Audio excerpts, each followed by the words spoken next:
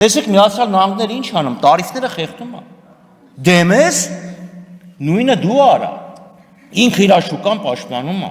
Նույն Եվրամիությունը 100 տարի է ինչ անում, ասում, եթե դու մարդ ես ընդունում աշխատանքի, ոչ Եվրամիության քաղաքացի, պետք է հիմնավորես, որ չկա Եվրամիության քաղաքացի, որը ունի նույն հմտությունները, որը էլի արտադրության գործոններից մեկի նկատմամբ դրական դիսկրիմինացիա է։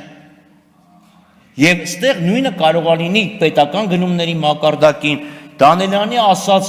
խանութում, մեծ խանութում առևտրի կազմակերպման բնագավառում պոզիտիվ դիսկրիմինացիայի մասին, այլ տարբերակ չկա։